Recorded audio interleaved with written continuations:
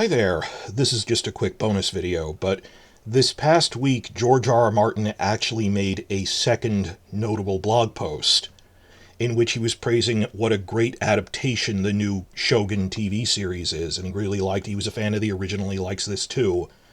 And at the same time, it really sounds like he's throwing shade at Benioff and Weiss in this. Well, more generally at the studio system in general, that they hire writers who need to change things.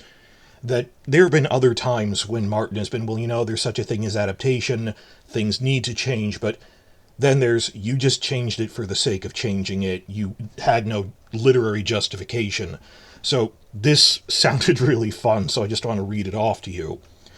Quote, "Everywhere you look, there are more screenwriters and producers eager to take great stories and make them their own. It does not seem to matter whether the source material was written by Stan Lee, Charles Dickens, Ian Fleming, Roald Dahl, Ursula K. Le Guin, J.R.R. Tolkien, Mark Twain, Raymond Chandler, Jane Austen, or, well, anyone. No matter how major a writer it is, no matter how great the book, there always seems to be someone on hand who thinks he can do better, eager to take the story and improve on it. And, quote, oh, the book is the book and the film is the film, they will throw at you, as if they were saying something profound. Then they make the story their own." That's impactful because Martin himself has tried to, a reasonable person saying that there will be differences. This is a noticeable tone shift from him, that they just throw you, well, the book is the book, the show is the show. But continuing on, they never make it better, though. 999 times out of 1,000, they actually make it worse. That the hubris of these people, like when it's literally on the scale of centuries literary great like Jane Austen or something, and I'm going to change things around drastically purely because I think I can improve it more than a faithful adaptation could, that you are not better than Tolkien, even though there are points where you need to fit things into adaptation. I'm not knocking on Rings of Power, that's a loose adaptation of background material. I'm talking when something is a very straightforward adaptation and people feel the need to change it is insane.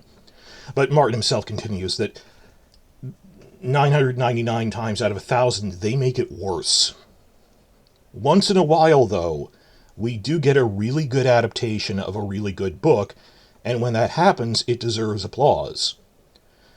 I came across one of those instances recently when I binged the new FX version of Shogun. Must confess, I was dubious when I first heard they were making another version of the Clavel novel. It has been a long time, a long time, but I read the book when it first came out in the late 70s and was mightily impressed. I really need to give it a reread one of these days, but there's so many books, so little time. And then the 1980 miniseries starring Richard Chamberlain as the Anjin was a landmark of long-form television, right up there with Roots. Why do it over again when that version was so good? And remember, the really classic huge miniseries events, we're never going to have something like that again when there weren't even cable channels, much less streamers. There were a handful of major channels. There weren't even VCRs. It was an event when they ran a giant miniseries like that, like Roots was an event. Shogun, obviously not on that scale, but Shogun was one of those benchmarks in television that anyone of that generation refers to as what Shogun could achieve, and young John Rhys Davies and stuff. And I was born after that came out, but anyone of that generation, Shogun was right up there as a landmark thing. Sorry, I keep intercutting with what Martin says. Just when you think of the history of television, this is mentioned in the same paragraph of the top 5 to 10 miniseries ever. The original Shogun. And he's saying it lived up to that as an adaptation. And it was different, but still did things that were pretty faithful. Basically that whereas the original is from the Anjin's, the Englishman's perspective, this one has subtitles for the Japanese characters. So they're doing the same things, and he's a character in it, but he isn't the sole focus of it, so it gives more voice to the other characters. It plays around with that when Mariko is artfully translating things he said to try to smooth them out or put a spin on them.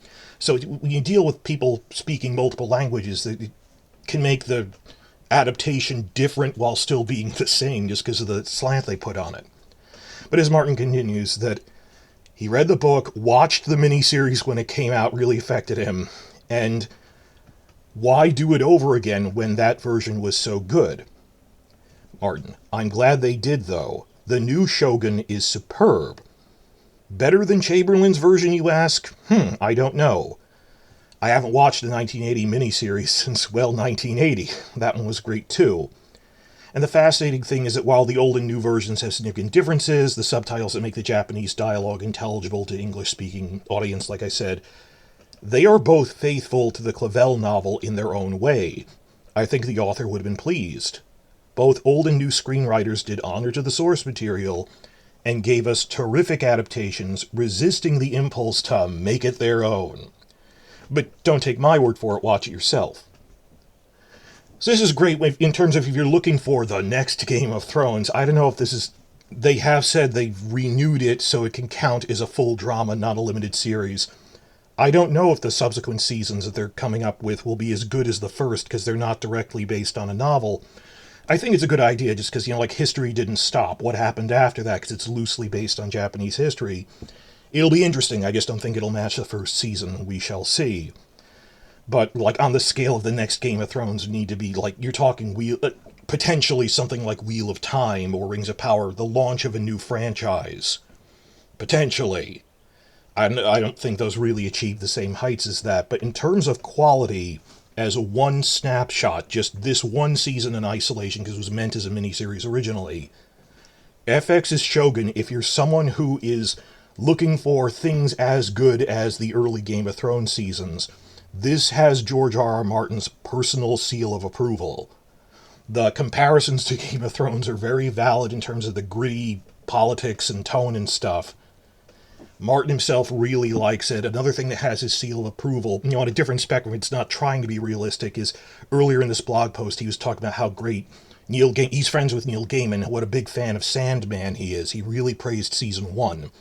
When he got mild COVID and had to quarantine, he binged all of the season 1 he was looking forward to. He had time to binge it finally. He's talking about how he's really looking forward to season 2 of Sandman. So am I. They just had a lot of casting announcements. In terms of, like the big sci-fi fantasy crowd you'd see at Comic-Cons. How big Sandman was as a literary thing. So in terms of, if you things George R. R. Martin himself would recommend are things like Sandman, and at the other end of the spectrum, Shogun.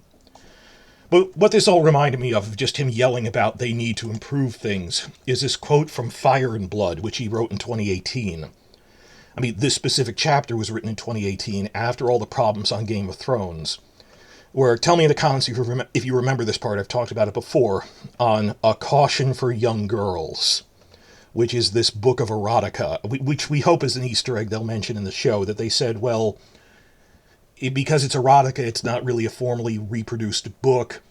There's mutations of it that eventually there's like 4 different versions, some due to accidents because people just invent stuff as they go, but other ones are, worst of all, mummers, actors and people who write for theater, that it's not just, well, through transmission parts got changed and stuff because they're recopying by hand, but when they outright invent things. He put in this really stinging criticism of that in Fire and Blood and Caution for Young Girls. I'm just putting the screenshot up there. And here we see him again criticizing, this wasn't due to the needs of adaptation. You just genuinely thought you were better than this literary great you're adapting. And not even like, oh, well, it's Stan Lee or it's some contemporary person. We have seen people trying to improve on giants of, 18th and 19th century literature.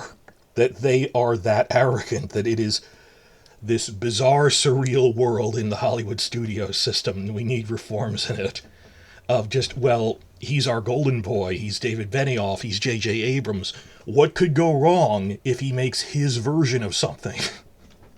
So it was a fun blog post. I wanted to share it with you, and that Shogun has Martin's personal seal of approval.